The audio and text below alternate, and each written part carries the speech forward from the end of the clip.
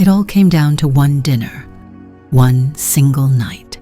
15 years of my life, of our life, and it just ended. Not with a fight, not with yelling.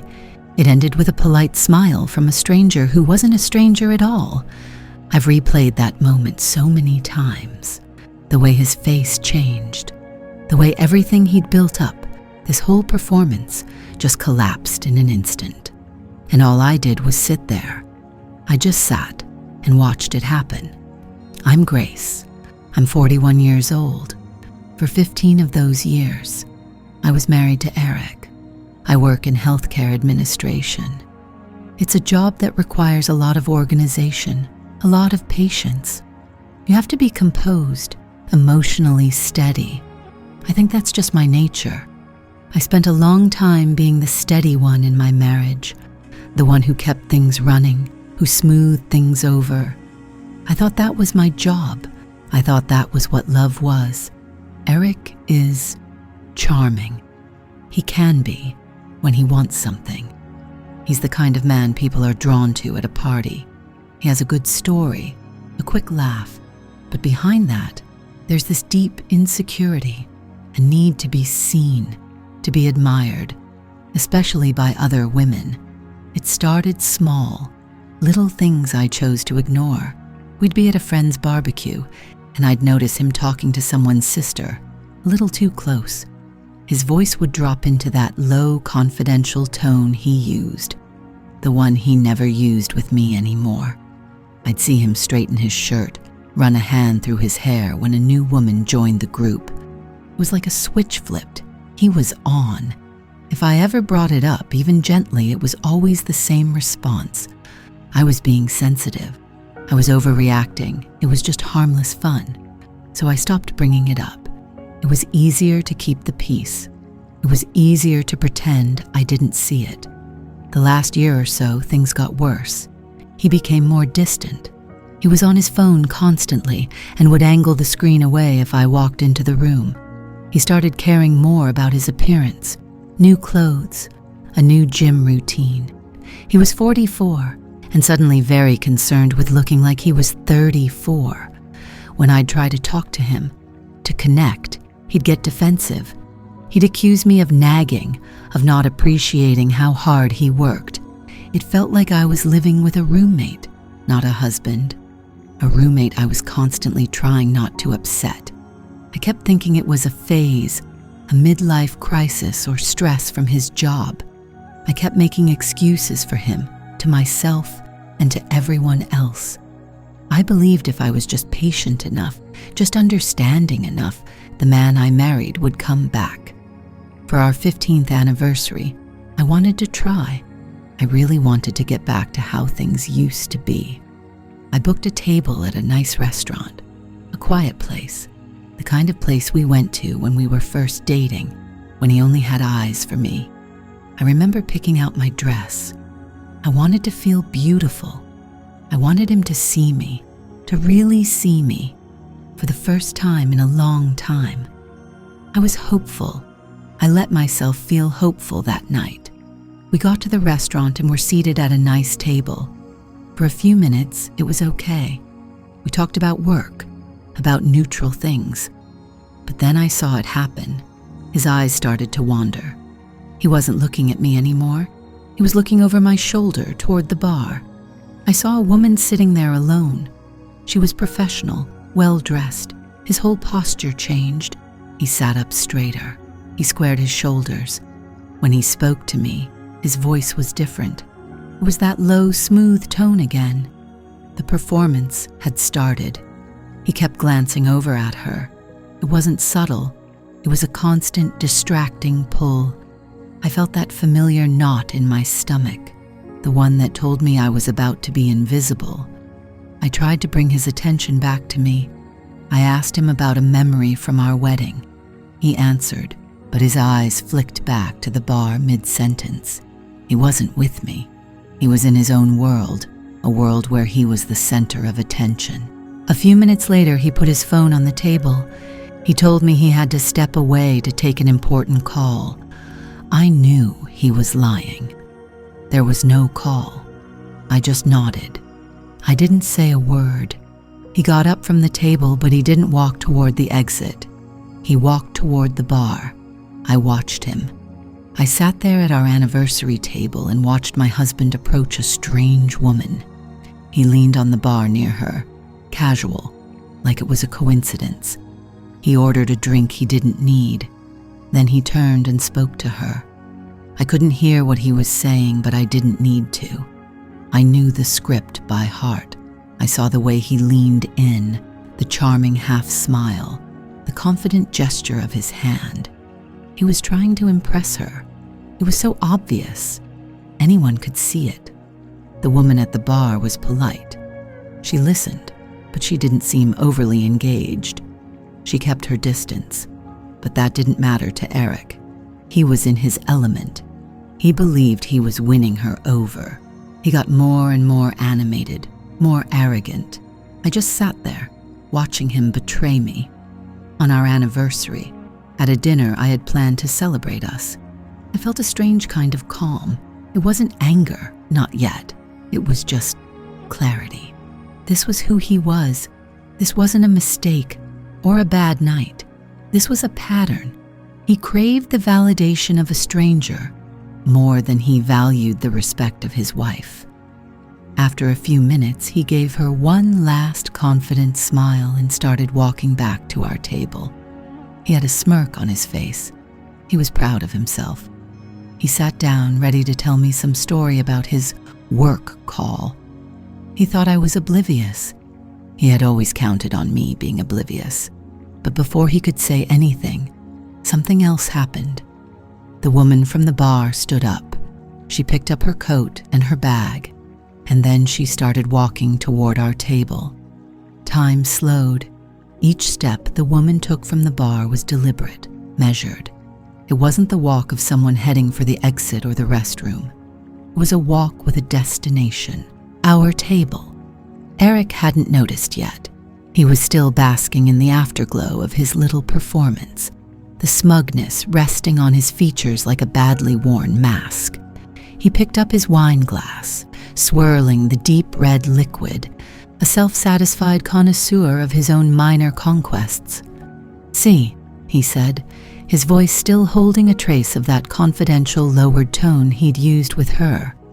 "Just a quick chat. Networking." I didn't answer. My eyes were fixed on the approaching woman. She was tall, with dark hair pulled back into a severe but elegant knot at the nape of her neck. She wore a simple black dress, the kind that signals professionalism, not provocation. I watched the way she moved through the scattered tables with an economy of motion I recognized but couldn't immediately place. There was no anger in her stride, no theatricality. There was only a quiet, unnerving purpose. Eric finally followed my gaze. His smile faltered, a flicker of confusion crossing his face. He probably assumed she was coming to continue their conversation, to give him her number after all. He straightened his tie, a reflexive, preening gesture. The switch was still on. He was ready for Act 2, but she wasn't looking at him. Her eyes, a calm, intelligent gray, were locked on me. One single night. I had asked for one single night where I was the focus, where our marriage was the focus. I had imagined clinking our glasses, maybe sharing a dessert, and feeling a glimmer of the connection we once had. I had hoped to leave feeling like his wife. Instead, I was about to feel like his patient. The woman stopped at our table. The scent of her perfume, something clean and subtle like lavender and rain, drifted over to me. It was a scent I knew. I smelled it once a week, in a quiet room with muted colors and a comfortable armchair. "Grace?" she asked. Her voice was exactly as I remembered it from Tuesday. Calm, steady. The kind of voice that could absorb any confession without judgment. Eric's head snapped between us. The last vestiges of his performance smile cracked and fell away, leaving behind naked confusion. "You two know each other?" I couldn't speak. My throat was tight, but not with tears. It was tight with the sheer, crushing weight of irony. The universe, it seemed, had a sense of humor as dark and as bitter as burnt coffee. I kept making excuses for him.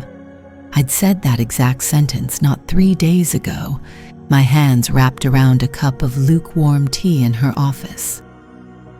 He doesn't mean it, I'd said. It's just his insecurity. He needs to feel validated. Dr. Albright had listened, her expression compassionate but firm. She'd nodded, making a note on her legal pad. "And what do you need, Grace?" she had asked. I had needed to believe there was still something left to save. I had needed a professional to give me the tools, the language, the strategy to fix the man sitting across from me. The man who was now staring, dumbfounded, at the very architect of that strategy. It all clicked into place with a horrifying silent snap.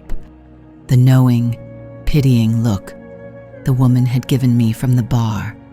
It wasn't the look of a stranger witnessing a man's casual disrespect. It was the look of a doctor observing a symptom she had discussed at length with her patient. She hadn't just seen a husband flirting. She had seen Eric being Eric. The abstract problem from our sessions, rendered in flesh and blood right in front of her. He was on.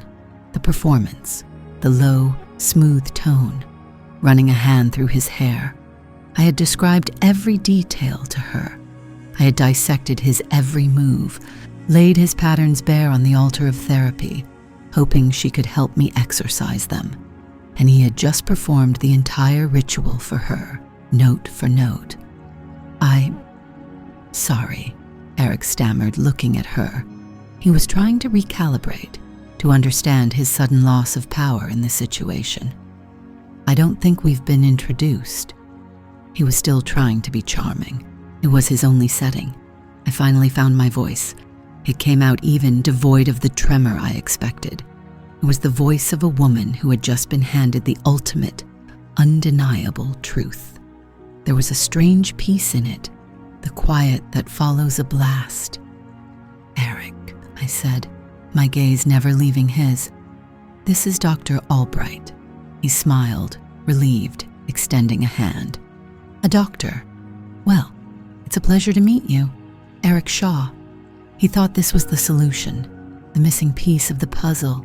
He thought she was a friend of mine, a colleague, another woman to win over. I let him hang there for a second, his hand suspended in the air between them. Dr. Albright didn't take it. Her professionalism was a fortress. Her eyes, full of a deep clinical sadness, were still on me. She was giving me the space to finish it. She had taught me to claim my own space. I took a slow, deep breath. "She's my therapist, Eric." It just ended. Not with a shout, not with a thrown drink or a dramatic storming out. It ended with 3 quiet words that landed in the space between us and vaporized 15 years of shared history. The blood drained from Eric's face. I watched it happen. The handsome, rosy flush of confidence he'd worn all night vanished, leaving behind a pale, waxy sheen. His jaw went slack. The hand he had extended dropped to his side, limp. He looked from her to me and back again, his mind frantically trying to process the information, to find an angle, an excuse. There wasn't one. This wasn't a business rival he defended. It wasn't a neighbor he could smooth things over with at the next barbecue. This was the confidential keeper of my deepest hurts, the one person on the planet, besides me, who knew the precise architecture of his betrayals. He had just walked up to the schematic of his own toxic behavior and tried to buy it a drink. The familiar knot in my stomach, the one that had been my constant companion for years, wasn't there. In its place was a profound, hollow calm, a clarity so sharp it hurt. I saw him, not the charming man I fell in love with, not the distant husband I tried to save, but the pathetic, frightened stranger he had become. a man so desperate for the validation of a stranger, he had exposed his sickness to the one person I had paid to help me cure it. He had flirted with my therapist, the woman whose counsel I sought to deal with his flirting. The absurdity was so complete, so total, that it looped past tragedy and landed squarely in the realm of farce. Dr. Albright gave a small, almost imperceptible nod. It was a nod of conclusion, of confirmation. "Grace," she said, her tone gentle but final, "I believe our work is done." Then she looked at Eric, just once. It wasn't a look of anger or disgust. It was worse. It was a look of professional assessment, of diagnosis. He visibly flinched, as if her gaze were a physical touch. The performer had been stripped of his costume, his makeup, his script, and left shivering under the house lights. I pushed my chair back. The legs scraped quietly against the floor. I reached into my purse, pulled out $200 bills, and laid them on the table. Enough for the meal, the wine, and a generous tip for the waiter who had the misfortune of serving a funeral.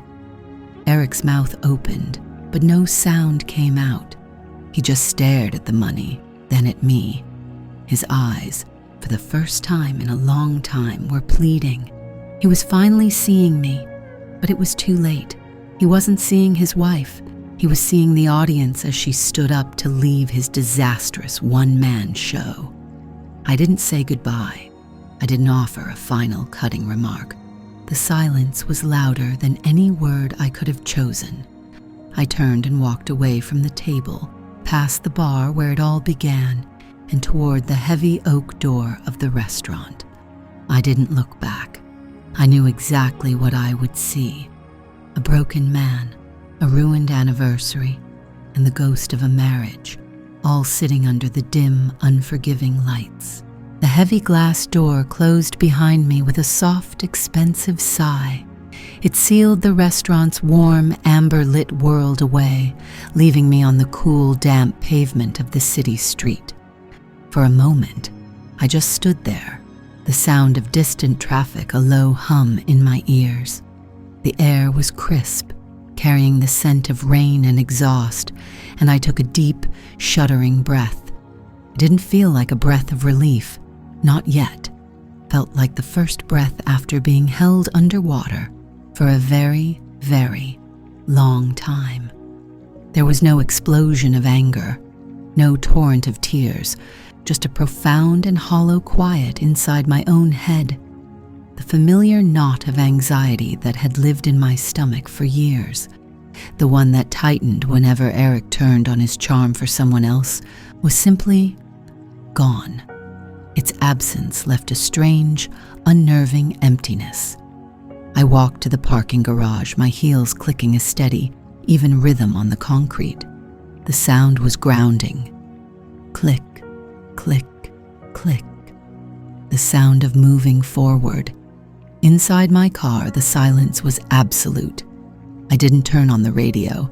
I just sat, my hands resting on the cold leather of the steering wheel. I saw the scene replay behind my eyes, not with the hot sting of betrayal, but with the detached clarity of a film. Eric's preening posture, the low, confidential murmur of his voice, the way he leaned in, creating a bubble of intimacy for just the two of them. And then, Dr. Albright, her calm, intelligent face, her eyes holding no judgment, only a quiet, professional recognition. She hadn't been shocked. She had been validating. With her mere presence, she had taken 15 years of my quiet observations, my whispered fears, my therapy session confessions, and held them up to the light. She saw what I saw. She heard what I heard. It was the most brutally elegant, unintentional intervention I could have ever imagined.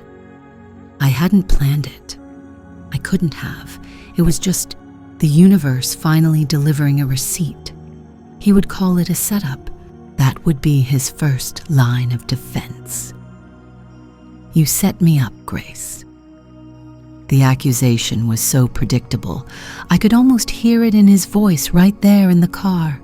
It was easier for him to believe in a conspiracy than to believe in a consequence. Eric lived in a world of his own making, a world where his actions had no real weight, where his charm was a currency that could buy him out of any deficit. Tonight, his accounts were overdrawn. The drive home was 20 minutes of pure, uninterrupted stillness. The city lights blurred into streaks of red and white. I watched them pass, feeling like a passenger in my own life for the last time. When I pulled into our driveway, the house was dark, just as we'd left it. It looked smaller somehow, less like a home and more like a building. I walked through the front door into the foyer. The air was still and cool. On the console table sat a framed photo from our wedding.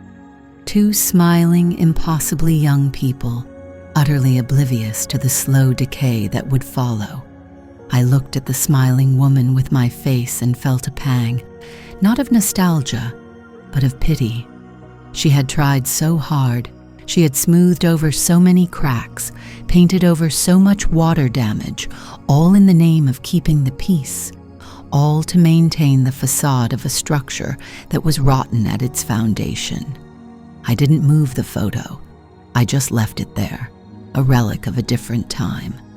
I went into the kitchen and poured myself a glass of water, the sound of the tap echoing in the quiet house. I sat at the kitchen island, the cold marble seeping through the thin fabric of my dress. And then I waited. I wasn't sure what I was waiting for him to come home, for the anger to finally hit, for the grief to break through the numbness. I just waited. It was what I had always done, but this time it was different. I wasn't waiting in hope. I was waiting for the end. 47 minutes later, headlights sliced across the kitchen window. A car door slammed shut, the sound unnaturally loud in the suburban quiet. A key scraped in the lock. The front door opened and closed with more force than necessary. Heavy footsteps in the foyer. He was on. The performance had begun. Eric appeared in the doorway of the kitchen. His tie was loosened, his face a mask of thunderous indignation. The carefully constructed charm from the restaurant was gone, replaced by the raw, petulant anger of a man who had been publicly stripped of his power. "What the hell was that?" he bit out, his voice low and tight with fury. I took a slow sip of my water, my hand perfectly steady. I looked at him, really looked at him. The expensive suit, the flushed face, the wild look in his eyes. He looked like a stranger playing the part of my husband. "What was what, Eric?" I asked. My own voice was calm. It was so calm it surprised even me. "Don't play dumb, Grace," he snarled, taking a step into the room, leaving me there. With her, you set me up. You knew she would be there." There it was, right on schedule. I allowed a small, tired smile to touch my lips. No, I didn't. But it was convenient, wasn't it? Convenient? He laughed, a harsh, ugly sound. "You humiliated me. You sat there and let me be humiliated." "I didn't do anything, Eric," I said, my voice remaining level. "I just watched. You did all the work." His face contorted, the accusation not landing the way he wanted it to. He was used to my flinching, my apologies, my immediate attempts to soothe his wounded ego. My stillness was a wall he didn't know how to climb. "She's your therapist, Grace. You've been talking about me to her, haven't you? Poisoning her against me." "I've been talking about my life," I corrected him gently. "About my marriage. As it turns out, I was describing it perfectly." He stared at me, his mind racing, searching for a new angle of attack. He ran a hand through his hair, the gesture not smooth and practiced like at the bar, but agitated and rough. The performer was flailing without a script. "This is insane," he muttered, pacing now. "One conversation. I was having one harmless conversation. It's never one, Eric, and it's never harmless. So what? It's just who I am. I'm a friendly person. I like to talk to people. You're blowing this into some federal case because you're insecure. Insecure. For years, that word had been his trump card. He'd used it to dismiss my feelings, to invalidate my hurt, to make his behavior my fault. Tonight, the word had no power. It was just a sound. I stood up from the stool, my movements slow and deliberate. I walked to the sink and rinsed out my glass. I'm not insecure, Eric. I'm just done. He stopped pacing.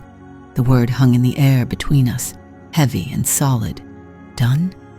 What does that mean, done? It means I'm done making excuses for you. I'm done pretending I don't see what's right in front of me.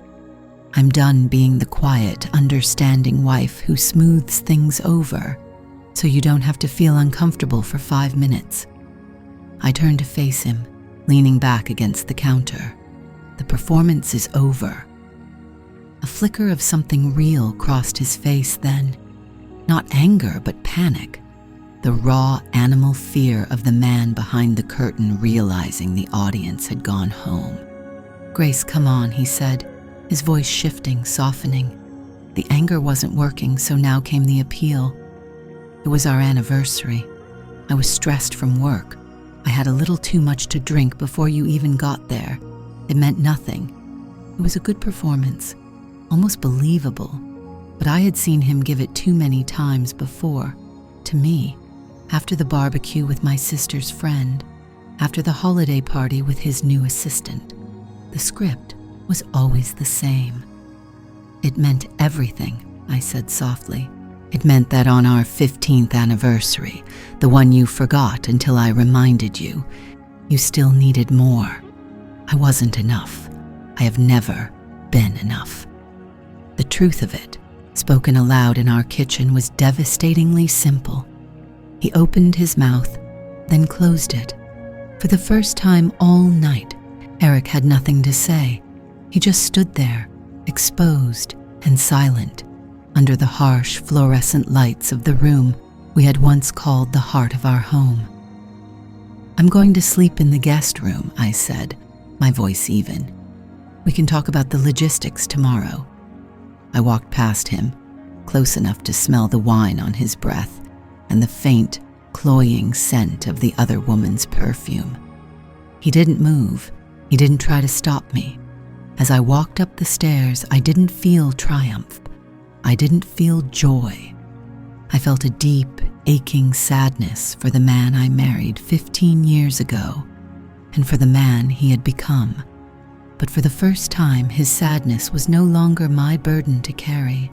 I reached the top of the stairs and kept walking, leaving him alone in the quiet dark. The guest room bed was unfamiliar. The mattress was firmer than ours, than my bed. The sheets, a different thread count. I'd slept, but it was a thin, dreamless sleep that offered no rest.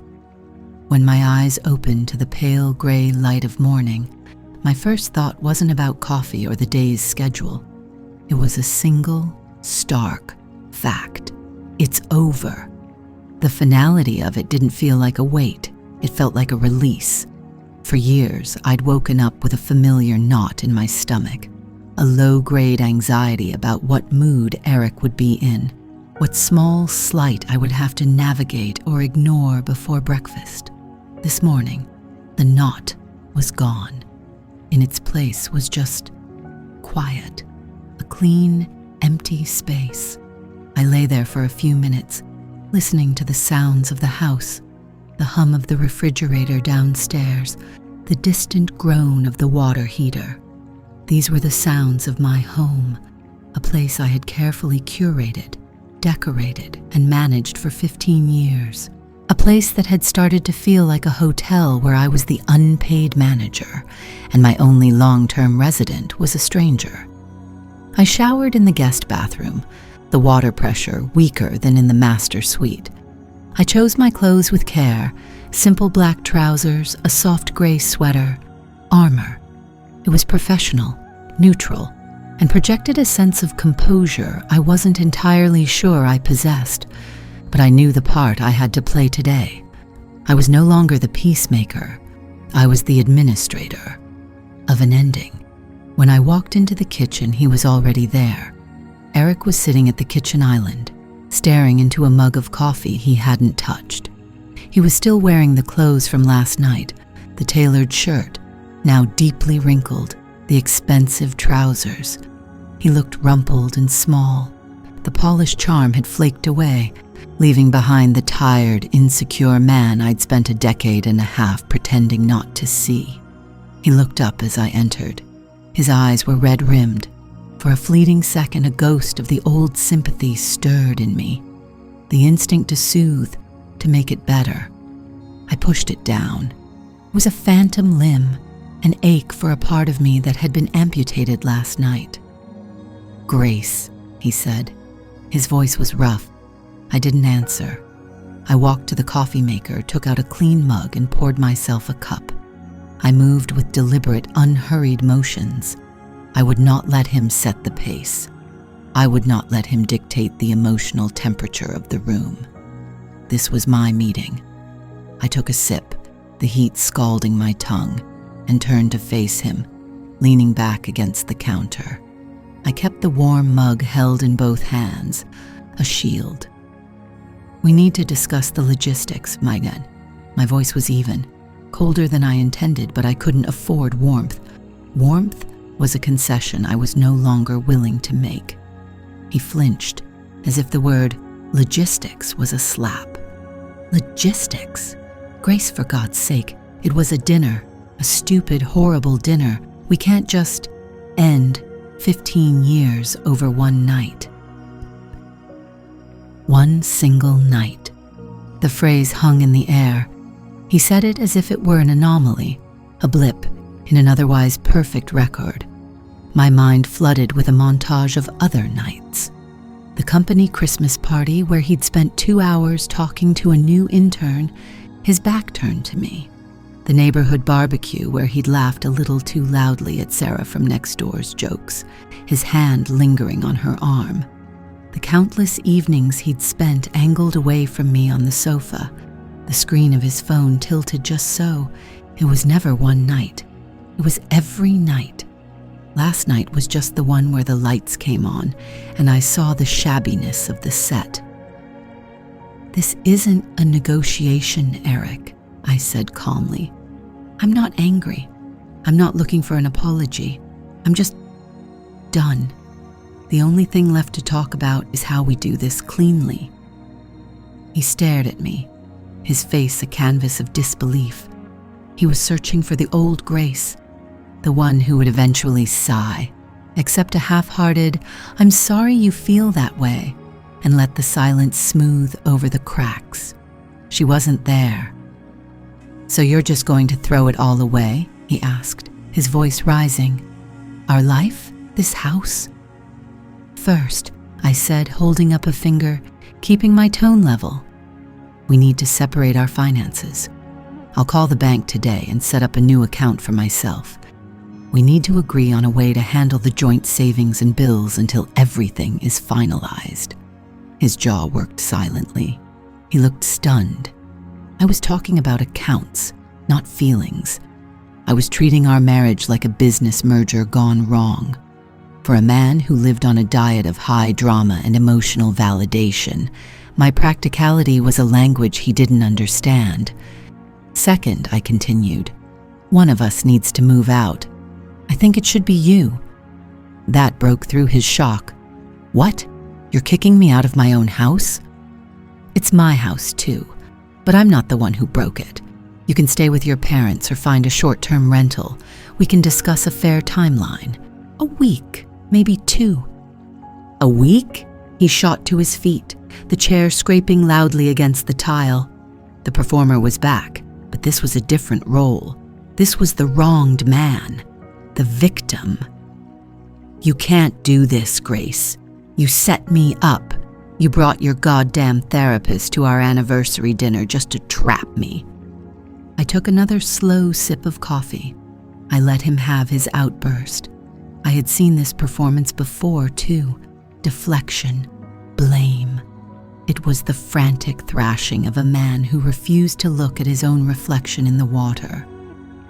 Dr. Albright's presence was a coincidence, Eric, a terrible, clarifying coincidence. But if she hadn't been there, it would have been the waitress, or the hostess, or some other woman you'd never met. The performance is always the same. I just finally stopped buying a ticket. My words landed in the space between us and sizzled out. He had no response.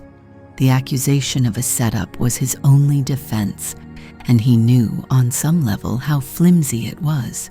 He sank back into the chair, the anger draining out of him, replaced by a desperate, pathetic energy. He leaned forward, his hands clasped on the island. He was switching tactics. Gracie, he whispered. The old nickname, the one he used when he wanted something, when he was turning on the charm. It used to make my heart flutter. Now it made my skin crawl. Don't, I said.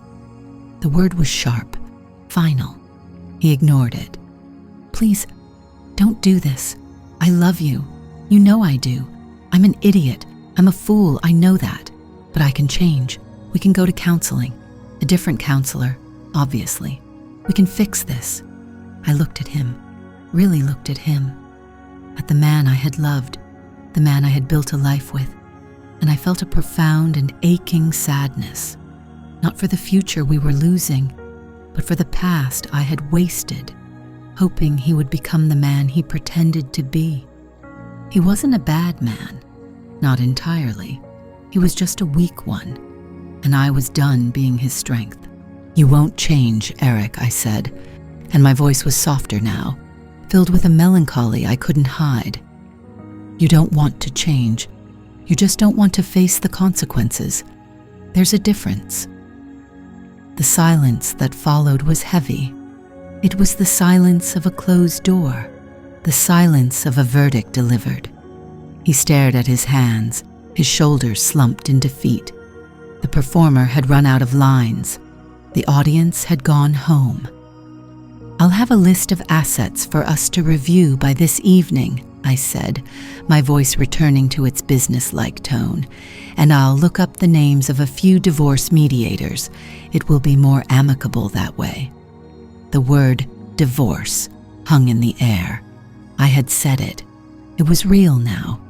He didn't look up. He just gave a small, defeated nod. I finished my coffee, rinsed the mug, and placed it in the dishwasher. A small domestic act in the ruins of a marriage. It felt absurd. I turned to leave the kitchen to go back to the quiet sanctuary of the guest room and start making the necessary calls. Grace? I paused at the doorway, my back to him. His voice was quiet, barely audible. Was it ever real? The question was a last, desperate plea for a different story, a rewrite of the ending. I thought about the good years, the early days filled with laughter and hope. I thought about the man I thought I was marrying. It was real for me, for a very long time. But I didn't say that. He didn't deserve that piece of me, not anymore. That's a question you'll have to answer for yourself, I said, and walked out of the room, leaving him alone at the island in the heart of the house we had built together. I didn't wait for an answer to his question. It wasn't for me to decide what had been real for him. I only knew what had been real for me, and what was real now. I walked out of the kitchen, my footsteps unnervingly loud in the sudden, heavy silence of our home. The anger and the wild panic had drained out of the air, leaving behind a thick, stagnant residue. It felt like the aftermath of a storm that had raged only inside my own head for years and had finally, quietly, broken. Our bedroom looked the same. The king-sized bed with its neat gray duvet, the matching nightstands, the stack of books on my side, the single empty water glass on his. For 15 years, this room had been a shared space, a sanctuary in the beginning, a neutral territory in the middle, and for the last few years just a place where we both happened to sleep. Now, it was just a room. I went to the walk-in closet. The scent of his cologne, that sharp, citrusy one he wore for big meetings, faintly present. I reached up and pulled down a large black suitcase from the top shelf. His, the one he took on business trips, the ones he always seemed so eager to go on. The sound of the wheels rolling across the hardwood floor was a declaration. I lifted it onto the bed, the mattress sinking under its weight, and unzipped it. The empty space inside yawned at me, a void waiting to be filled and then removed. I heard him before I saw him, a soft shuffle in the doorway. I didn't look up. I simply walked over to his dresser and pulled open the top drawer. Socks rolled into neat pairs, underwear folded. I am and have always been an organized person. It's how I manage chaos. I create order. Grace. His voice was thin, stripped of all its usual confidence, its smooth, practiced cadence. It was the voice of a man I barely recognized. I picked up a stack of his undershirts from the second drawer. Cotton. Plain. I walked back to the bed and laid them inside the suitcase. Gracie, please, he tried again, the old nickname sounding foreign and wrong. Don't do this. Let's just talk. There's nothing left to talk about, Eric, I said, my voice even. I was surprised by its steadiness. For years, any hint of confrontation would send a tremor through me. My throat would tighten. My stomach would clench into that familiar, painful knot. But the knot was gone. In its place was a strange, hollow calm, an unnerving clarity. I moved to his side of the closet. I started with the button-down shirts, the ones he wore to the office. I slid the hangers off the rod, the metal scraping softly. Blue, white, a pale gray stripe. Each one a uniform for the man I thought I knew, the man I had constructed in my mind. A setup, he said, his voice hardening a little. The desperation was curdling back into anger. It was a more familiar state for him. You set me up with your shrink. My God, that's twisted. I paused, my hand on a navy blue polo. I finally turned to look at him. He was leaning against the door frame, his arms crossed, a defensive posture. But his face was a wreck-pale, blotchy, his eyes shadowed with a sleeplessness that had nothing to do with being tired. She's my doctor, Eric. I don't set things up with her. She exists in the world, just like you, just like me. The fact that your world and my world finally collided in front of her, that's not a setup. That's just life. I turned back to the closet. The universe, I guess, has a dark sense of humor. One by one, I folded the shirts. I was a machine, precise, methodical. Each crease I made in the fabric felt like a line I was drawing, a boundary he could no longer cross. My hand brushed against a framed photo on his nightstand. I picked it up. It was from our 5th anniversary trip to Hawaii. We were standing on a black sand beach, a brilliant sunset behind us. We looked so young. I was smiling, my head tilted against his shoulder. He had his arm wrapped tightly around me, his other hand raised in a wave to whoever was taking the picture. He was beaming, a perfect, dazzling smile. He was, and I remembered that day. I remembered the warmth of the sun, the taste of salt on my lips. I remembered feeling so completely, blissfully happy. But seeing it now through these new, clear eyes, I saw something else. The angle of his body, turned slightly away from me and toward the camera. The brilliance of his smile, a little too wide, a little too bright. It wasn't for me. It was for the audience, an unseen German tourist we'd asked to take the photo. I remembered the dinner we had later that night at a restaurant overlooking the ocean. He'd been just as charming to the waitress, a young woman with flowers in her hair, as he had been to me. He'd asked her about her life, where she was from, his voice dropping into that low, confidential tone. At the time, I'd thought, he's so friendly, he can talk to anyone. I'd felt a small, quiet pride in it. Now I saw it for what it was, the dress rehearsal, the constant, unending need for a new mirror to reflect his own brilliance back at him. My reflection, it seemed, had grown dull with familiarity. He needed something new, something shiny. Was it ever real? His question from the kitchen echoed in my mind. Looking at this photo, I had my answer. It was real for me. The sand was real. The sun was real. My love was real.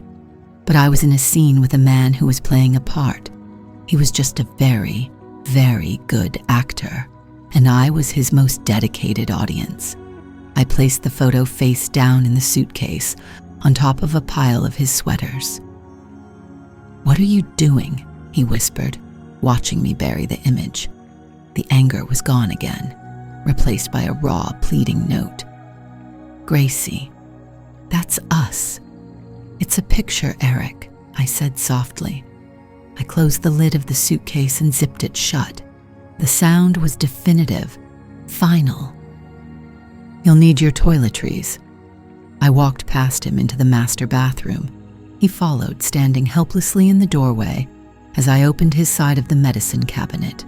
Toothbrush, shaving cream, deodorant. I gathered them and put them in his DOP kit. My movements were calm, unhurried. I was a healthcare administrator after all. My job was to manage complex, emotional situations with methodical grace. I was simply applying my professional skills to the wreckage of my personal life. When I turned around, he was crying. Not the loud, theatrical sobs of a performer, but silent, ugly tears that tracked down his unshaven cheeks. His face was crumpled in genuine despair.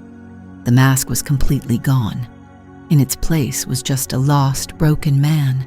A part of me, a deeply ingrained 15-year-old part, wanted to reach out and fix it, to smooth his hair, to wipe his tears, to tell him it would all be okay.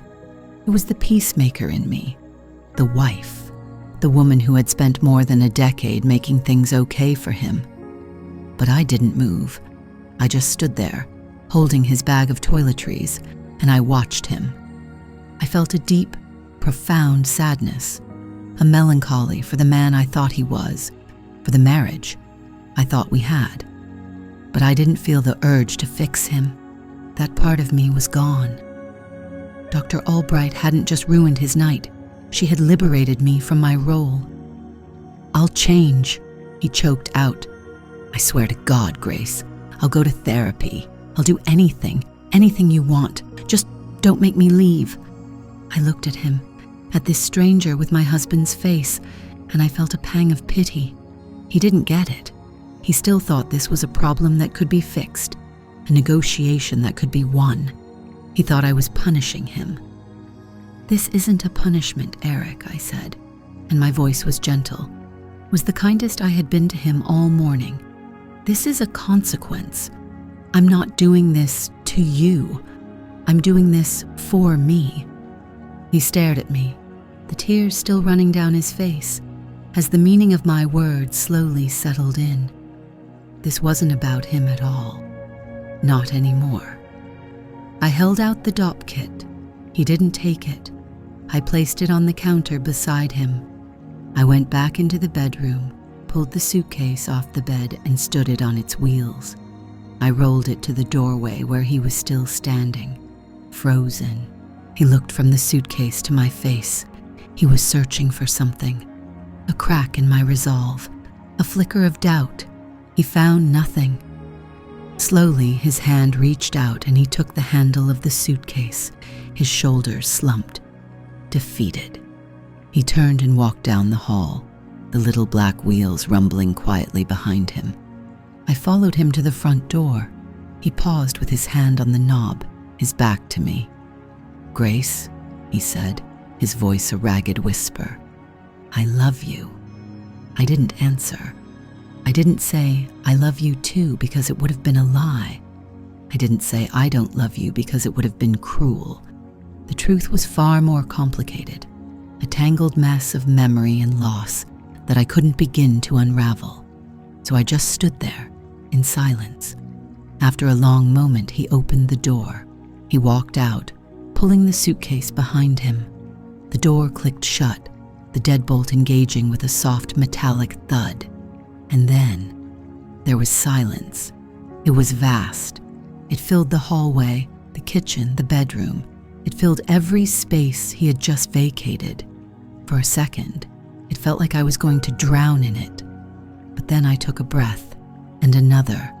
The air in my lungs felt different, cleaner. The silence wasn't empty. It was open. It was possibility. It was mine. The sound of the front door clicking shut was small, but the silence that followed was absolute.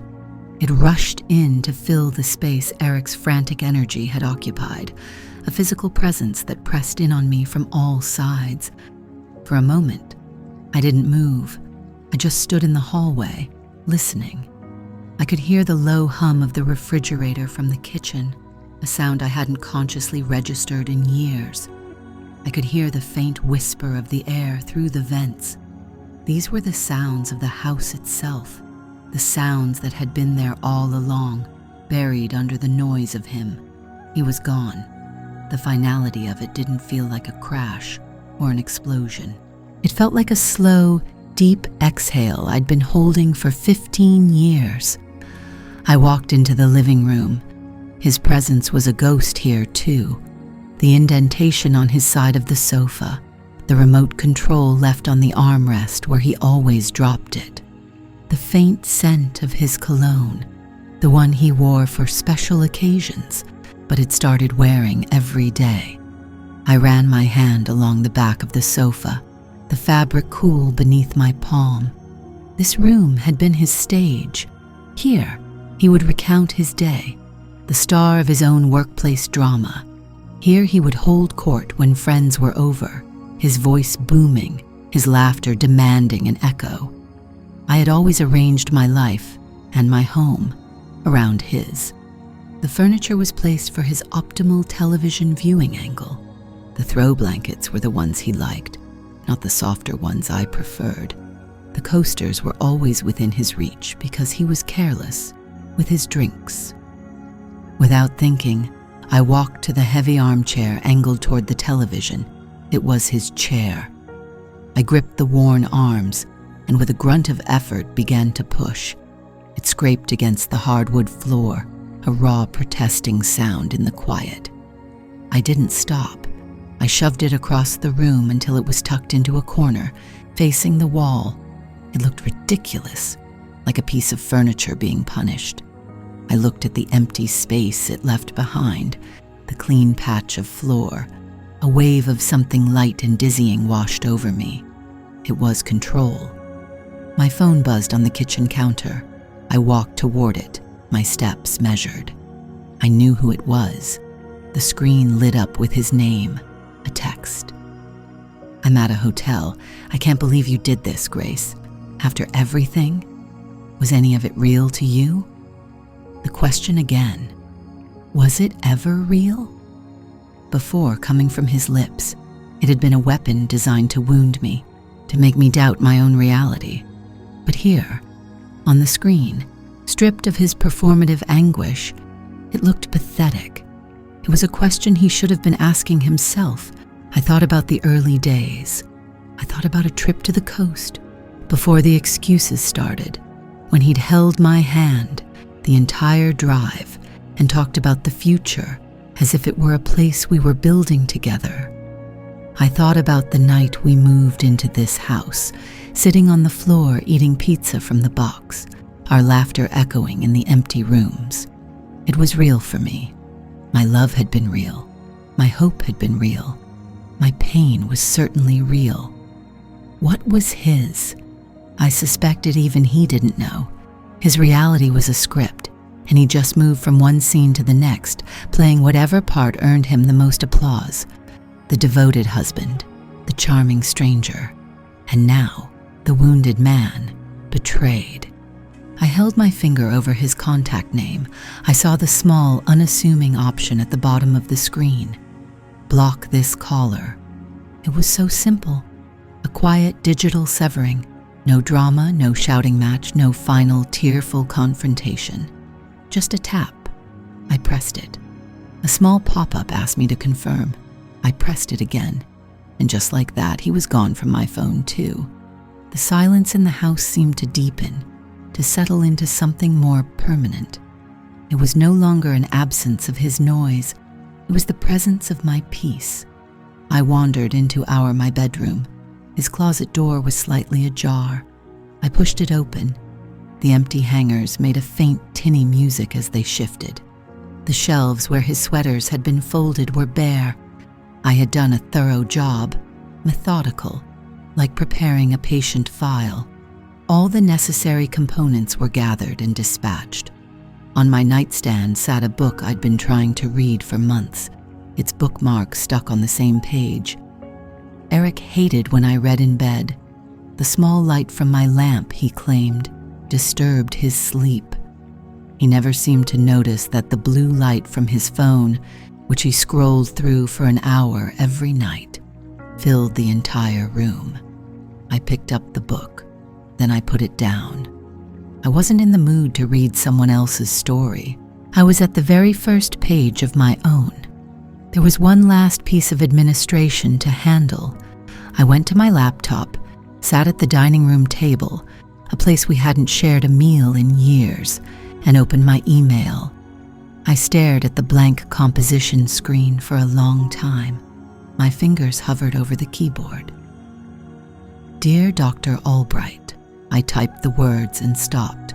Dr. Albright. She was no longer just a name in my appointment book. She was a face, a woman with dark, kind eyes who had sat patiently and listened while I detailed the 1,000 tiny cuts of my marriage. A woman my husband had tried to seduce with the cheap, recycled lines he thought were his own special magic. I deleted the subject line. Dear Dr. Albright, I am writing to let you know that I will not be needing our scheduled session for this Friday. In fact, I don't think I will be needing our sessions anymore. I also feel I owe you an explanation and an apology for what happened at the restaurant on Saturday night. I am so sorry that you were pulled into my personal life in such an unprofessional and uncomfortable way. That was never my intention. For months, I came to you and spoke about a pattern, a performance. You listened patiently while I tried to articulate a feeling of being invisible in my own marriage. On Saturday, you didn't just hear about it. You saw it.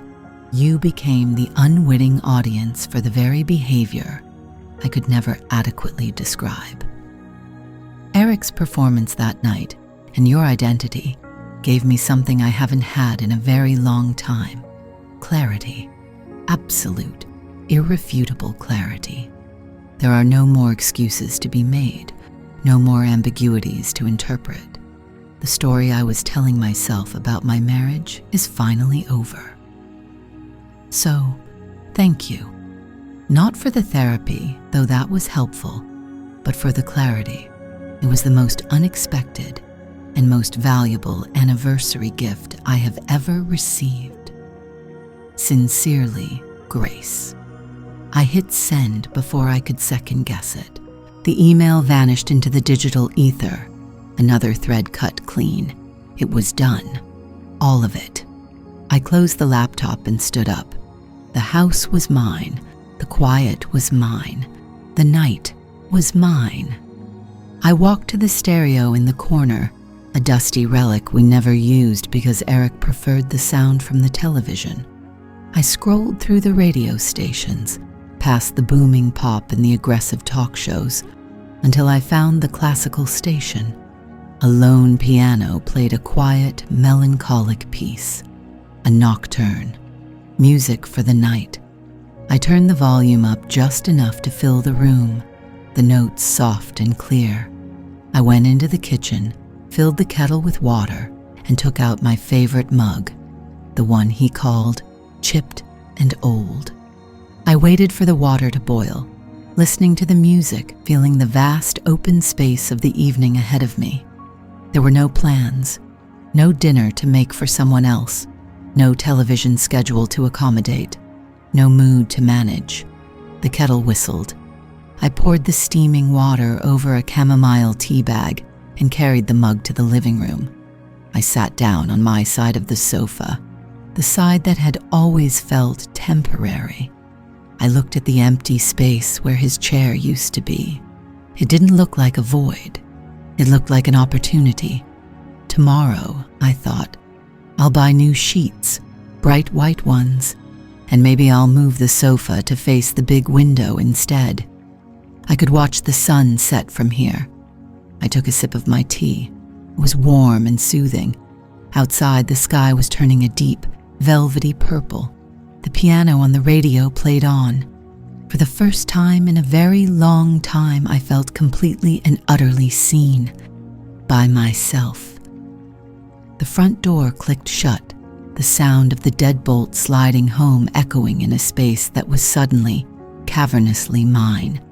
I stood in the entryway, the handle of Eric's suitcase still a phantom weight in my hand. The air in the house was different, lighter. The faint, sharp scent of his cologne, a sandalwood and bergamot blend he'd worn for a decade, was already beginning to dissipate, replaced by the simple, clean smell of lemon polish and old books. For 15 years, this house had been a shared territory, a place of silent negotiations over space and sound. His sports on the television, my classical music in the kitchen, his shoes by the door, my stack of novels on the nightstand. Now, the negotiations were over. I had won by default. I walked through the quiet rooms, my footsteps soft on the hardwood floors. It felt less like a victory and more like a surrender to the truth I had so diligently avoided. In the living room, the indent of his body was still visible on his side of the sofa, a ghost in the gray upholstery. I ran my hand over it, not out of longing, but out of a need to confirm the absence. It was real. He was gone. The first hour passed in a haze of small mechanical tasks. I gathered the 2 coffee mugs from the morning, his left on the counter with a sticky ring of sugar at the bottom. I washed them both, placing his at the very back of the cabinet. I stripped the bed, bundling the sheets and the duvet cover he had slept in, and carried them to the laundry room. A fresh start, a cleansing. I was methodical, my movements precise. It was the administrator in me, creating order out of chaos. But you can't organize grief into a neat checklist. As I made the bed with fresh, crisp linens, a set he disliked because they weren't soft enough, the question he had thrown at me in his final, desperate plea echoed in the silence. Was it ever real? I sat on the edge of the newly made bed, the starched cotton cool against my legs. Was it? My mind, unbidden, drifted back, not to the fights, not to the angled phone screens or the sudden business trips. It went further. It went to a rainy Saturday 12 years ago. We were younger, our faces less lined with compromise. A pipe had burst under the kitchen sink, and we spent the entire afternoon on the cold linoleum, surrounded by buckets and soaked towels. He wasn't a performer that day. He was just Eric, laughing as a spray of water hit him square in the face, his hair plastered to his forehead. He'd looked at me, his eyes clear and direct, and said, "Well, this is a disaster." And I had laughed with him, a real, uncomplicated laugh, because we were in the disaster together. We ordered pizza and ate it on the floor, our backs against the cabinets, our fingers greasy. He'd held my hand, his thumb tracing patterns on my palm, and told me he couldn't imagine navigating any disaster, big or small, with anyone else. I believed him. I had felt seen, loved. A familiar knot tightened in my stomach, the old ache of disappointment, That was the tragedy of it all. Dawn was real once. The foundation was good. The house was built on solid ground. But Eric, in his insatiable need for more, had spent years chipping away at it, digging tunnels underneath in search of glittering fool's gold until the whole structure was unstable. He was the source of his own ruin. The man from that rainy Saturday was gone. Or perhaps he was never really there, just a role Eric played between performances, the charming, devoted husband. It was, I realized, his most convincing and damaging role of all. The clarity I felt wasn't just about the woman in the restaurant.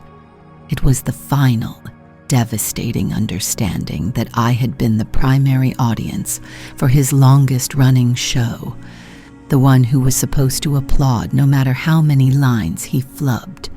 I stood up and walked to my laptop, which I'd left on the dresser. The email to Dr. Albright sat in my sent folder. Thank you for the clarity. It was a flippant, wounded sign-off, and seeing it now made my cheeks burn with a slight flush of embarrassment. It was too raw, too revealing. I'd given her a window into the wreckage, and now I regretted it. She was my therapist, not my friend. There were boundaries. As if summoned by my anxiety, a notification popped up in the corner of my screen.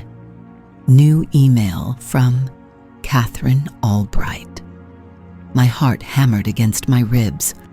I clicked it open, my breath held. The message was short, professional, and exactly what I should have expected. Dear Grace, I received your email. Thank you for reaching out. Given the circumstances of our encounter on Saturday evening, I believe it is essential that we maintain our professional boundaries.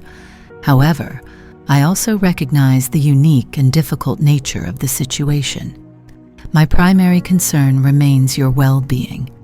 If you are open to it, I would like to schedule a final session to provide you with referrals and ensure a proper and ethical conclusion to our therapeutic relationship. Please let me know if this is something you would be willing to consider. Sincerely, Dr. Catherine Albright. I read it 3 times. It was a masterclass in professional detachment, yet threaded with a subtle, undeniable current of human decency. Unique and difficult nature of the situation. A quiet acknowledgement of the absolute train wreck she had witnessed. She wasn't judging me. She was offering a lifeline, a way to close the door properly, not just slam it shut. For a moment, I considered just deleting the email, ignoring it.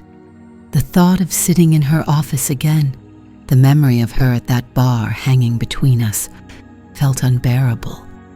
How could I ever speak freely to her again? She wasn't just a neutral observer anymore. She was a character in the story, the final character. But then I thought of Eric's face when he saw her, the crumbling facade, the instant panicked recognition. Dr. Albright hadn't just given me clarity. She had given me proof. She was the independent variable in an experiment I didn't even know I was running. She had validated 15 years of my quiet observations, my dismissed concerns, my gnawing intuition. I owed her a proper goodbye. More than that, I owed it to myself. I wasn't the woman who ran away from difficult conversations anymore. I wasn't the peacemaker, smoothing over discomfort for the sake of others. That woman had left with Eric. My fingers moved across the keyboard, my reply even shorter than hers. Dr. Albright, thank you for your message. I would appreciate that. Please let me know what time works for you. Regards, Grace. I hit send. There was no hesitation. A sense of purpose settled over me, a calm, cool weight in the center of my chest. This was the next step. I stood up and walked to the spare room, the one we'd always called the office. It was filled with 2 desks pushed against opposite walls, a perfect diorama of our married life, close but separate. His side was a mess of papers and old tech gadgets. Mine was neat, with pens in a cup and files in a rack. I grabbed a yellow legal pad and a pen from my desk. I sat down, not at my chair, but at his. The leather was worn and cracked in a way I'd never noticed up close. I clicked the pen and wrote at the top of the page, "Next steps." Underneath, I began a list. 1. Final session with Dr. Albright. 2. Consult a divorce attorney. Get referral. 3. Separate bank accounts. 4. Change beneficiaries on life insurance. 5. Tell mom and dad. The last one made me pause. That would be the hardest part, explaining the end of a 15-year marriage. But looking at the list, at the concrete, actionable items written in my own steady hand, I didn't feel overwhelmed. I didn't feel sad. I felt something I hadn't felt in a very, very long time. I felt in control. The list was done. My pen rested on the legal pad, the ink still a dark, wet blue.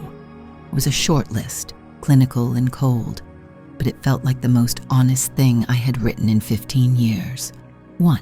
Call a lawyer. 2. Separate finances. 3. Change locks. 4. Tell Sarah. The house was silent. It was a thick, heavy silence, the kind that absorbs all other sound. The absence of him was a physical presence. No hum of a sports channel from the living room, no rhythmic tapping of his fingers on his phone, no sound of his footsteps pacing the hardwood floors, restless and searching for an audience he could never quite find at home. For a decade, I had mistaken that noise for life. Now, I understood it was just static. I picked up my phone, my thumb hovering over my sister's name. Sarah. She was number 4 on the list, but she needed to be number 1. The legal and financial untangling could wait a day. The locks could wait until morning.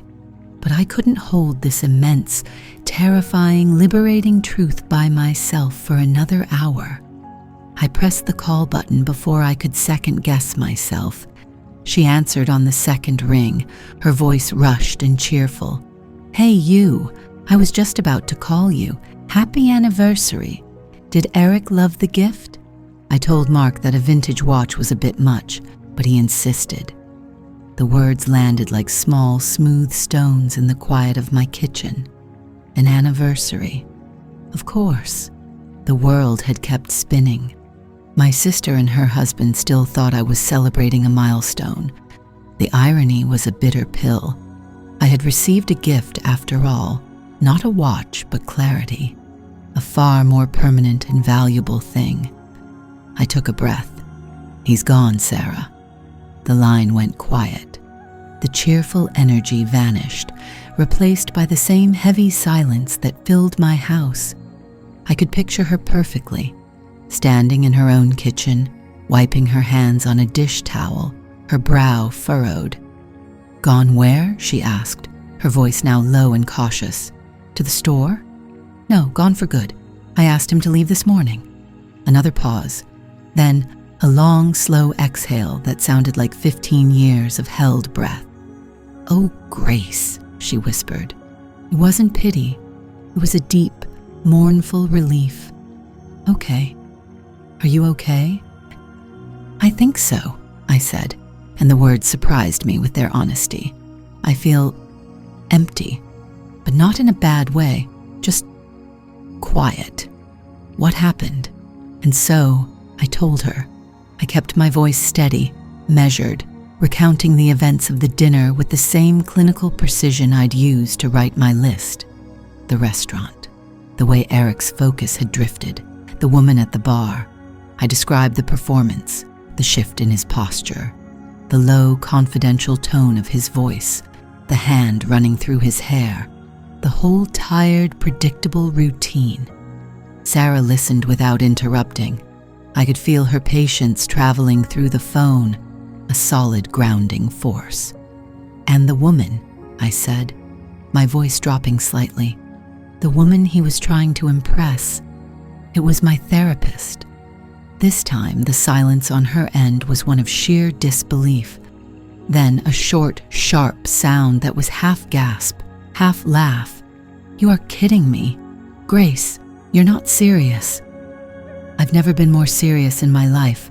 Oh, that magnificent bastard," she breathed, and I heard the faint clink of a glass being set down on a countertop. "He really did it. He walked right into the trap he'd been setting for you for years, only this time the trap was real, and you weren't there to pull him out of it." Her words struck me. You weren't there to pull him out of it. How many times had I done just that? I remembered a summer barbecue, maybe 5 or 6 years ago. Eric had spent the entire afternoon holding court with a new neighbor, a recently divorced woman with a bright, loud laugh. He'd barely spoken to me, except to ask me to fetch him another beer. I had felt that familiar knot tighten in my stomach, the dull ache of being rendered invisible. Sarah had found me by the drink cooler, her eyes dark with a protective anger. "Are you seeing this?" she had muttered, nodding toward Eric, who was now leaning in close to the woman, his hand on the back of her chair. "He's just being friendly, Sarah," I'd said, my voice automatically defensive. "You know how he is. He's a people person." "He's your person, Grace," she'd shot back, her voice low and fierce. "Or he's supposed to be. He's humiliating you." I had shaken my head, refusing to meet her gaze. "Don't make it into something it isn't. I'm not going to cause a scene." The peacemaker. That's what Eric always called me, and he'd said it like a compliment. Now I understood it for what it was, a cage. My desire to keep the peace had been the lock on the door. "You were right," I said to Sarah, the admission tasting of rust and regret. "That day, at the barbecue, and all the other times, you were right." "Hey," she said softly, "we're not doing that. This isn't about who was right. This is about you being free. What do you need? I can be there in an hour. I'll bring wine. I'll bring a sledgehammer. You name it." I almost smiled. "Just stay on the phone with me for a little bit longer." "I'm not going anywhere." We talked for another hour. We didn't talk much more about Eric. Instead, we talked about her kids, about a promotion at her job, about a funny movie she'd seen. It was normal. It was the sound of my life, a life that existed outside the narrow, suffocating confines of my marriage. With every word, the heavy silence in the house grew a little lighter, a little more breathable. After we hung up, I walked through the downstairs rooms. I saw everything through new eyes. The expensive leather armchair he'd had to have, now just a bulky piece of furniture. The framed photo on the mantelpiece from a trip to Italy 10 years ago. I saw the forced smile on my face, the way his arm was around me, but his eyes were looking somewhere just past the camera, a performance for a future audience. My phone buzzed on the counter, a number I didn't recognize. I let it go to voicemail. A minute later, a text came through from the same number. "Grace, it's me. I'm at a hotel. Please just pick up. We need to talk about this." I deleted the text without replying. My finger then hovered over the number, and I blocked it. It was a simple, decisive action. There was no drama, no anger. It just was. A loose end being tied off. 5 minutes later, another text, this time from Eric's mother. "Grace, dear, Eric just called me. He is absolutely beside himself. I think there has been a terrible misunderstanding. He loves you so much. Please call him." My stomach gave a faint, familiar twist. The old reflex, the urge to smooth things over, to reassure his mother, to manage his emotions for him. For years, I had been the family's emotional switchboard operator, patching through reassurances and deflecting conflicts. I held the phone in my hand, my thumb tracing the edge of the screen. The old Grace would have called her back immediately. The old Grace would have apologized for worrying her, would have promised to sort things out. She would have absorbed Eric's panic and his mother's anxiety and carried it as her own. I am not the old Grace. I typed back a simple, polite response. Thank you for your concern, Carol. This is between Eric and me. I'll be in touch about him collecting the rest of his things. I hit send before the peacemaker in my brain could stage a coup. It felt both ruthless and necessary. I was drawing a boundary, a line in the sand that I had never dared to draw before. It was for me, not for show, not for anyone else, for me. Just then, an email notification popped up on my screen. The subject line was Session Confirmation. It was from Dr. Albright's office. The email was brief and professional. It confirmed my appointment for the end of the week. The final sentence, however, was clearly from her. Grace, I am holding you in my thoughts. Be gentle with yourself. We will talk soon. Reading those words, I felt a wave of gratitude so profound it almost brought me to my knees. She knew. She didn't know everything, but she knew the most important part. She had been an unwitting witness to the truth, the final piece of evidence I needed to trust my own judgment. I went back to the legal pad on my kitchen island. The first 4 items on the list felt manageable now. They felt like a beginning. I picked up the pen, the ink a steady, confident blue, and on a new line I added one more item. 5. Plan a trip, somewhere just for me. The list was done. The pen lay beside the crisp sheet of notebook paper, a silent testament to the tasks ahead. The house was quiet. It wasn't the temporary quiet of Eric being at the gym or out with friends.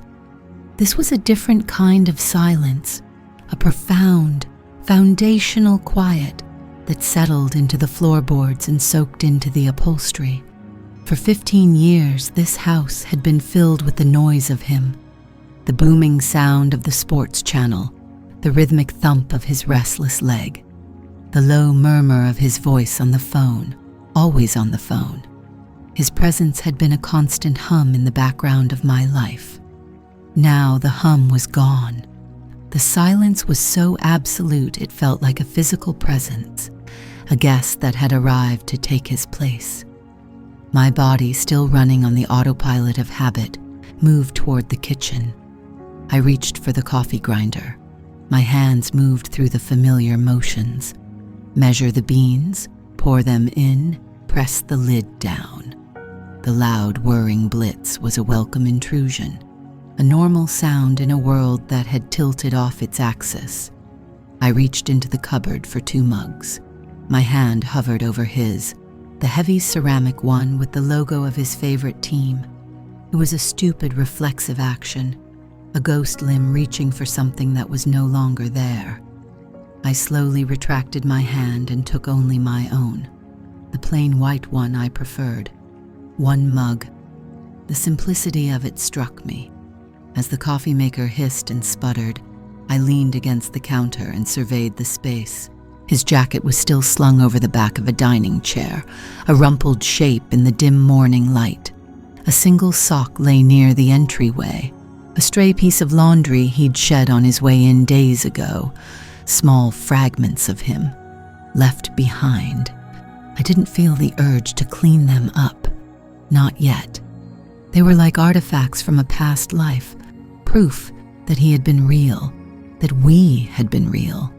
I had spent so much of our marriage tidying up his messes, both literal and emotional, picking up his clothes, smoothing over his rudeness at a party, making excuses for his behavior. For now, I could just let it be. A familiar knot tightened in my stomach, but it was different this time. It wasn't the hot, anxious knot of waiting for a confrontation. It was the dull, cool ache of loss.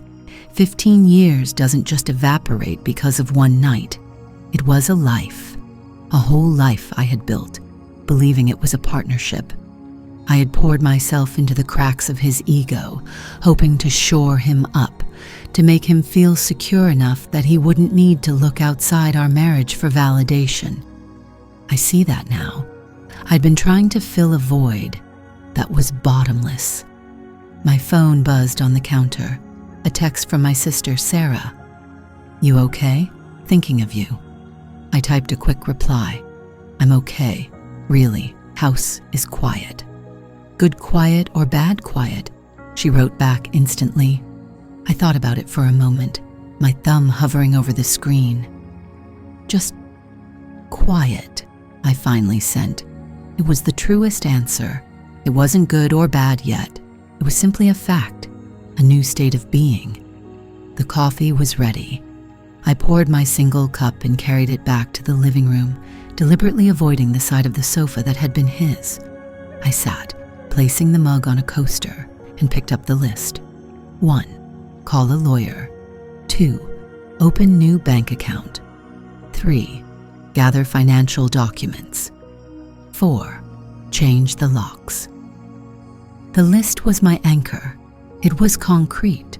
It was a plan. Eric operated on chaos and emotion. I operated on order and logic. This was my territory. The feeling wasn't triumph.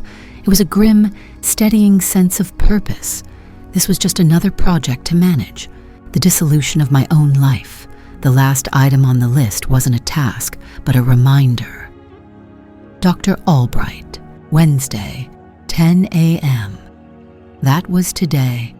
In a few hours, I would be sitting across from the woman who had inadvertently held up a mirror to my marriage. The woman my husband had tried to seduce. The thought sent a wave of something hot and uncomfortable through me. A bizarre cocktail of shame, anger, and a strange, dark humor. Of all the women in all the bars in all the world, he had to walk up to my therapist. It was almost poetic. The drive to Dr. Albright's office was surreal. The streets were the same, the traffic was the same. But I felt like a stranger in my own car. I was no longer the woman who drove here every week to carefully unpack the slow, quiet erosion of her marriage. I was a different person now. The erosion had given way to a landslide. My palms were damp on the steering wheel. What were we even going to talk about? The clinical boundary had been vaporized. She was no longer just an objective observer. She was a character in the story. My story. Her office was exactly as I'd left it. The calm blue walls, the comfortable but not too cushy armchairs, the discreet box of tissues on the small table between them. It was a space designed for safety and containment. Today, it felt like the scene of a crime. Dr. Albright was already there, standing by the window. She turned as I entered, her expression composed, but with a new softness around her eyes. She wasn't wearing the same dress, a small, ridiculous detail my brain latched onto. "Grace," she said. Her voice was gentle as always. "Thank you for coming. Please sit." I sat in my usual chair. She sat in hers. For a moment, we just looked at each other. The professional distance felt both immense and non-existent. "How are you?" she asked. "And I don't mean that as your therapist. I mean it as a person who was there." "I'm clear," I said, the word feeling more right than any other. I ended it that night. I told him to leave. She nodded slowly, her gaze steady and unwavering. She didn't say, "Good for you," or "I'm sorry." She just listened, creating the space for me to fill. It was what she was good at. "He came home after you left," I continued, the words tumbling out now. "He was furious. He said I'd embarrassed him, that I'd set him up." The memory of his defensive rage felt distant, like watching a scene from a movie. Then, when the anger didn't work, he tried begging, crying. It was another performance, Dr. Albright, just a different role. "And what was it like for you watching that performance?" she asked. "It was like watching a stranger, The man I thought I knew, the man I kept making excuses for, he wasn't there. Maybe he never was. All I saw was this desperate need, this hunger. And for the first time, I knew it had nothing to do with me. I looked down at my hands clasped in my lap. You know, I spent years thinking it was my fault. If I were prettier, or more exciting, or less predictable, if I just tried a little harder, he would see me. He would be content. But seeing him turn that charm and you, I looked up and met her eyes. An objective witness, someone who knew every secret, every hurt he'd inflicted. Seeing him try to play the exact same part for you, it was like you were a fact checker in the audience of his one-man show, and he didn't even know it. A small, sad smile touched my lips. It was undeniable. It wasn't about me not being enough. It was about him never being enough for himself. Dr. Albright leaned forward slightly. In our sessions, we often talked about his patterns. You described them with perfect clarity. But seeing a pattern and feeling its impact are two different things. What you saw at the restaurant wasn't just the behavior, Grace. You saw the mechanism. You saw how impersonal it was, how disconnected it was from you, from your history, from the 15 years you shared. She paused, choosing her words with care.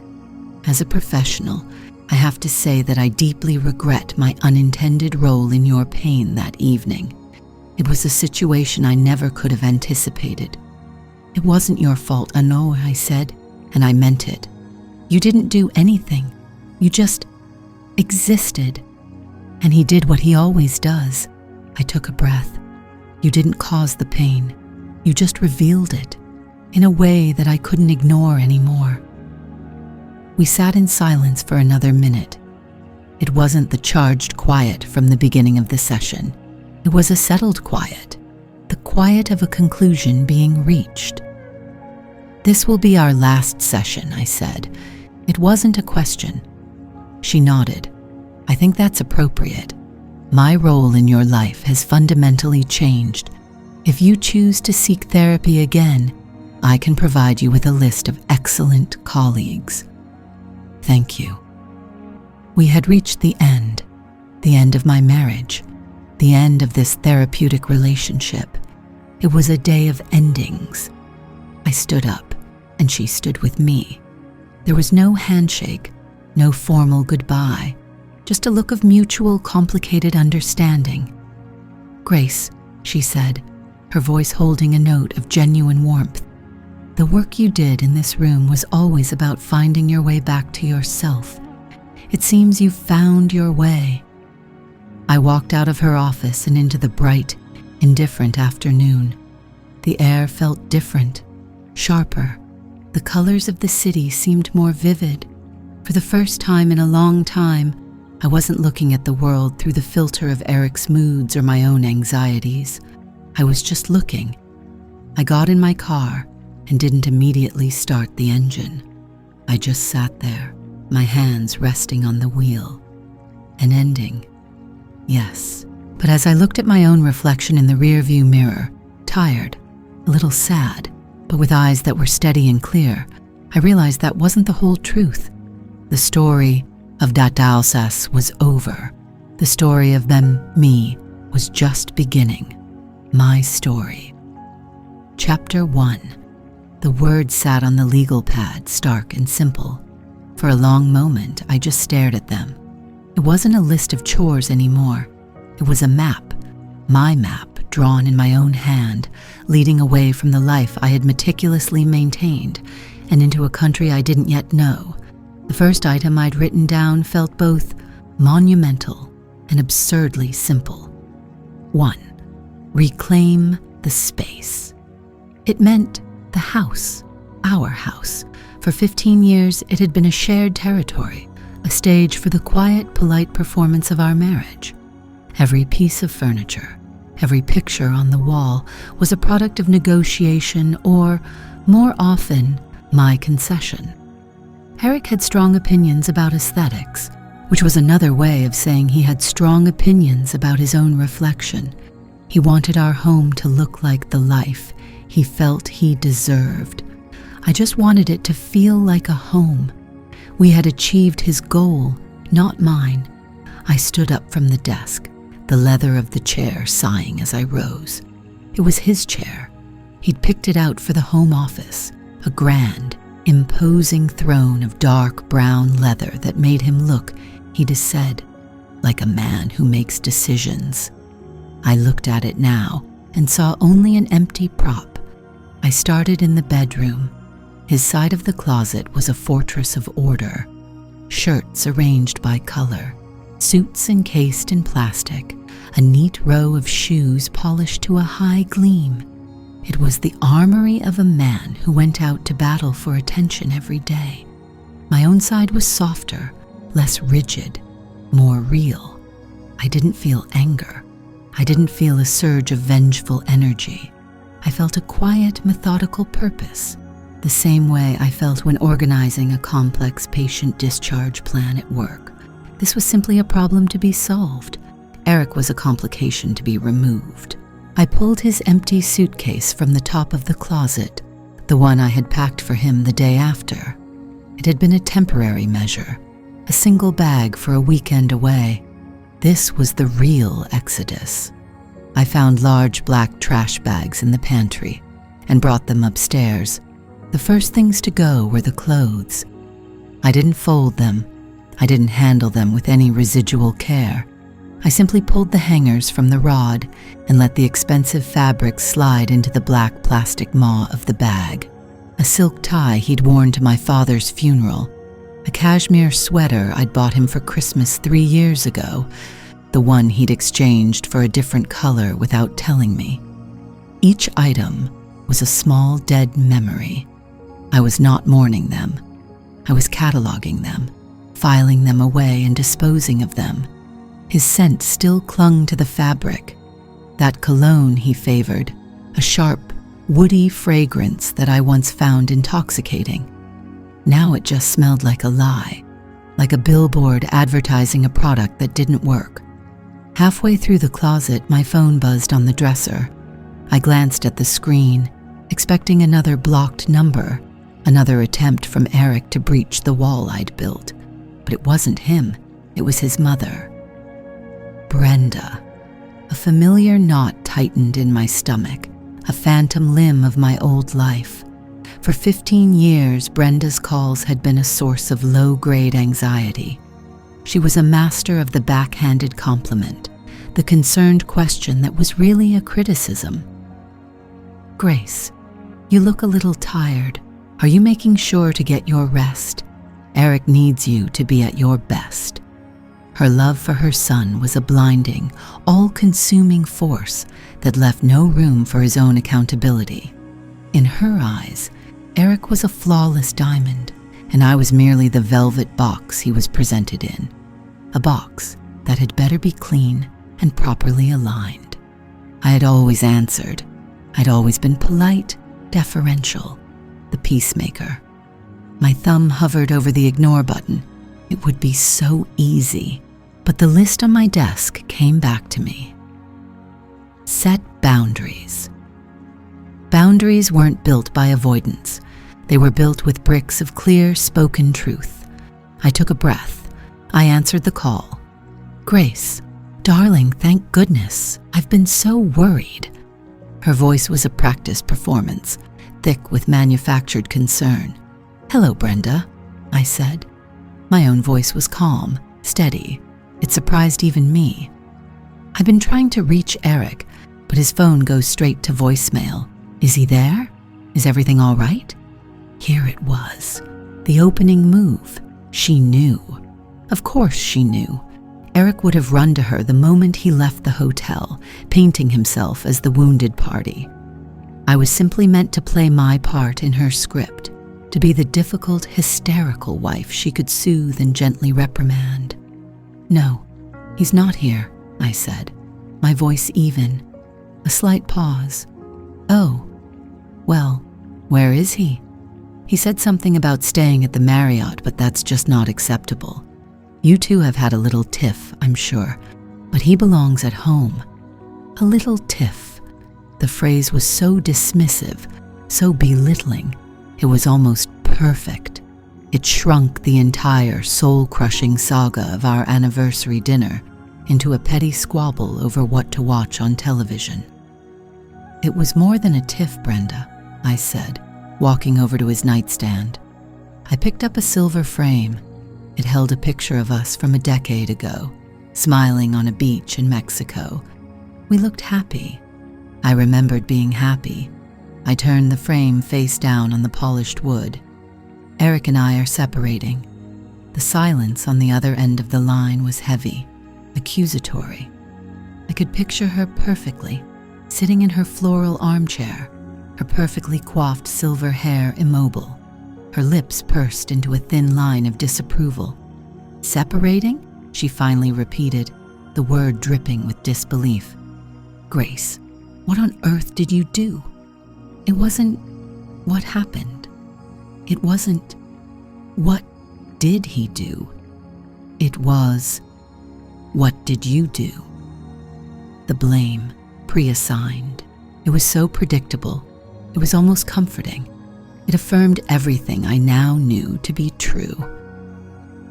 "This isn't something I'm going to discuss with you, Brenda," I said, my tone still quiet, but now with a spine of steel I hadn't known I possessed. "My relationship with Eric is between me and him. He is no longer living here, and I am in the middle of packing the rest of his things." Packing his... She sounded scandalized, as if I'd confessed to burning the flag. "You're throwing him out after everything he's done for you? That beautiful house, the life he's given you." I looked around the room. The beautiful house, a gilded cage I had helped build and decorate. The life he'd given me, one of quiet desperation and mounting invisibility. "I'm not throwing him out," I corrected her, my voice losing its softness, becoming clinical.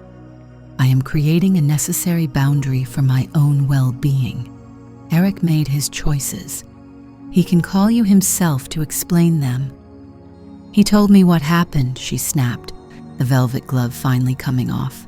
"He said you made a scene at the restaurant, that you embarrassed him over a simple misunderstanding with some woman. A simple misunderstanding with my therapist." The absurdity of it all gave me a strange, almost giddy sense of power. They had their narrative. They could keep it. It had nothing to do with me anymore. "Then you have his version of the story," I said. "I'm not going to offer another one. I have to go now, Brenda. I'm very busy."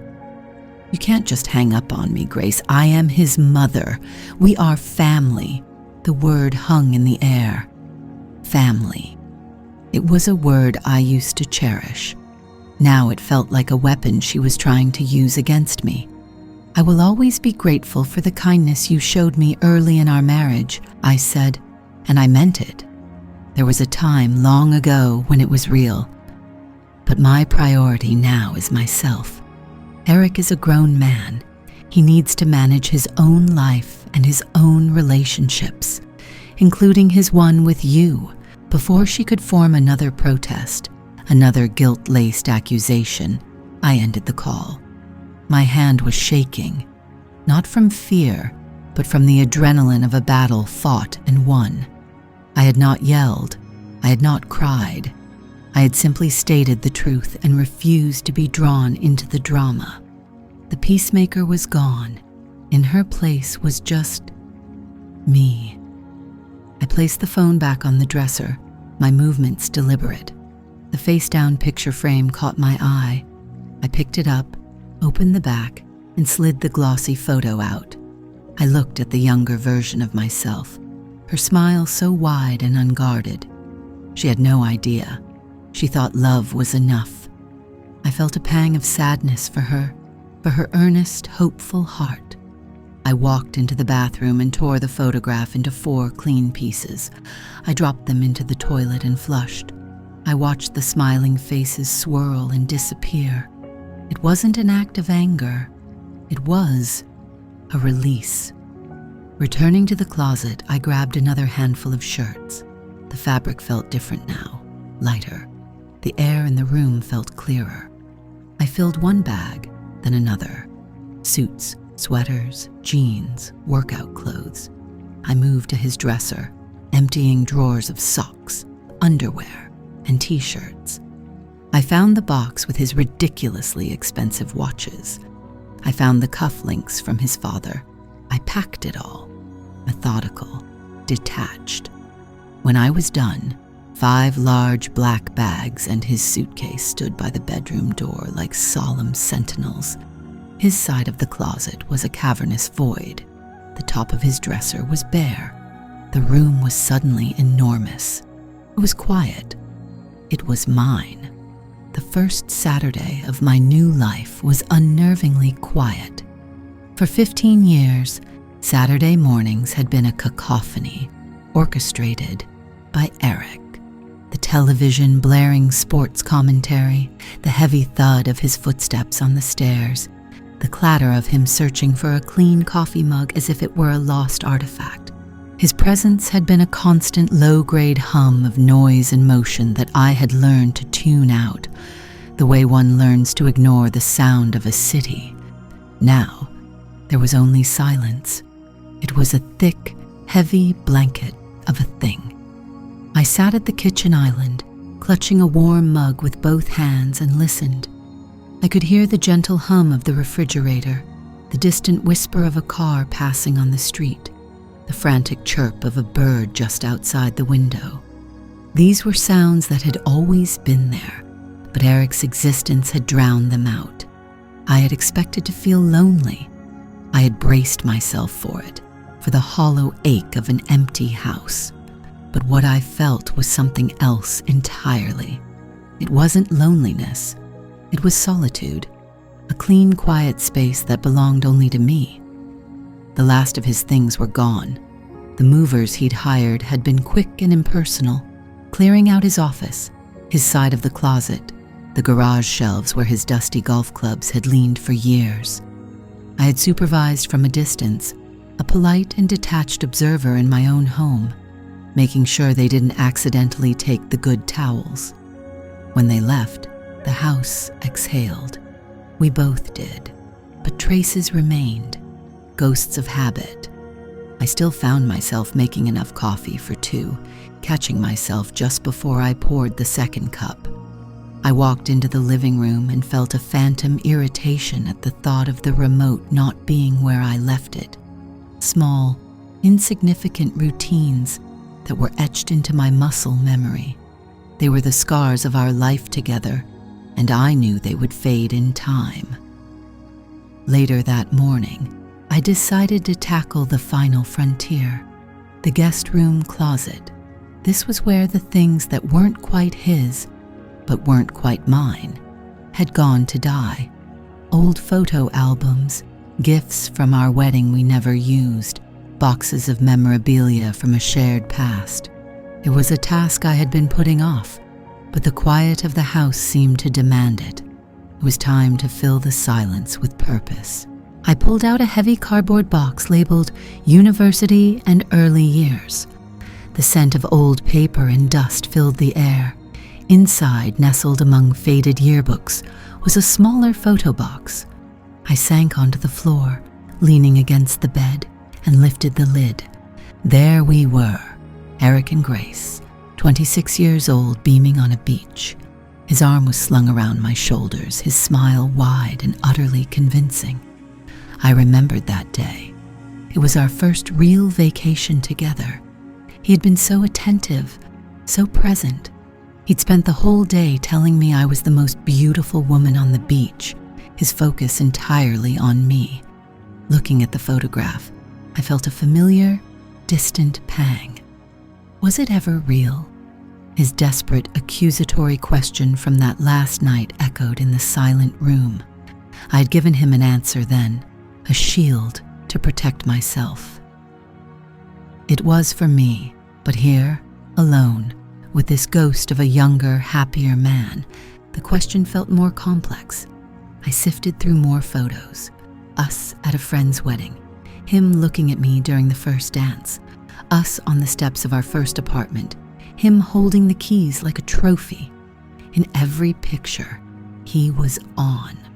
The charming smile, the confident posture, the look of a man deeply in love. The performance was flawless, and that was the word for it. Performance. I had been his best and longest-running audience. In the beginning, the performance was for me. He needed to win me, to secure me. The grand gestures, the intense focus, the endless compliments. It was all part of the show, and I, young and hopeful, had believed it was the man, not the act. I believed the applause I gave him, my love, my stability, my quiet adoration, was enough to make the performance real. But an actor always craves a new audience. The knot in my stomach, the one that had been my constant companion for the last decade, was gone. In its place was a profound, aching sadness, not for the man I lost, but for the girl in these photographs, for her earnest, hopeful heart. She had tried so hard. She had managed the house, the finances, the social calendar. She had managed his moods. She had kept the peace. She had spent 15 years trying to convince a performer to be a partner, not realizing the stage was the only place he ever felt at home. I closed the box. I didn't need to look at any more. The past was no longer a weapon he could use against me, nor a fantasy I needed to cling to. It was just a story. And that story was over. A new resolve settled over me. I stood up, dusted off my jeans, and walked back into the living room. The walls were a pale, non-committal beige. It had been a compromise, a word that in our marriage meant Eric got what he wanted after I grew tired of arguing. He'd called it sophisticated. I'd called it landlord's choice. I looked at those bland walls, the backdrop for so many years of quiet tension and unspoken disappointments. And I knew what I had to do. An hour later, I was in the paint aisle of the local hardware store, a place I hadn't set foot in for years. Eric had always handled these things. I was surrounded by a kaleidoscope of color, thousands of little paper squares promising transformation. I ran my fingers over them, from deep, moody blues to soft, gentle greens. My phone buzzed in my purse. I glanced at the screen. A text from Sarah, a mutual friend. "Hey Grace, just heard. So sorry you're going through this. If it's any consolation, I saw Eric at the mill last night. He was Eric. Tried to buy the bartender a drink by telling her he was a talent scout. Some things never change. Thinking of you." I read the message twice. There was no sting of betrayal, no flare of anger. There was only a quiet, weary confirmation. He hadn't gone to a friend's house to lick his wounds. He hadn't retreated to his mother's to reflect. He had simply found a new stage, a new audience. The show must go on. I typed back a simple reply. "Thanks, Sarah. I appreciate that. I really do." Then I put the phone away. His story was no longer my concern. My eyes landed on a swatch of color. It was a warm, earthy green, the color of moss after a spring rain. The name on the sample was New Growth. It felt right. It felt like mine. I bought 2 gallons along with rollers, brushes, and a roll of painter's tape. The cashier, a young man with kind eyes, smiled at me. "Big project." "A new beginning," I said, and the words felt truer than anything I had said in years. Back home, I didn't hesitate. I moved the sofa to the center of the room, laid down the drop cloths, and cracked open the first can of paint. The smell, sharp and clean, was the smell of change. I dipped the roller and applied the first stripe of color to the beige wall. It was a bold, vibrant stroke of life against a backdrop of tired compromise. With each swipe of the roller, I wasn't just covering a wall. I was reclaiming territory.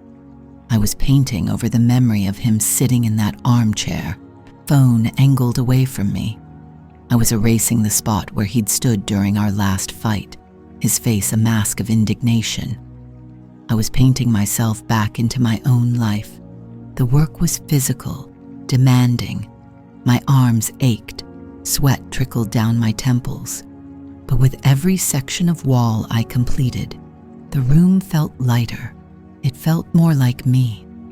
By late afternoon, I was finished. I stood in the middle of the room, breathing heavily, and looked at what I had done. The house was still quiet, but it was a different kind of quiet now. It wasn't an absence. It was a presence. It was the sound of possibility, the sound of a blank canvas, waiting for what comes next.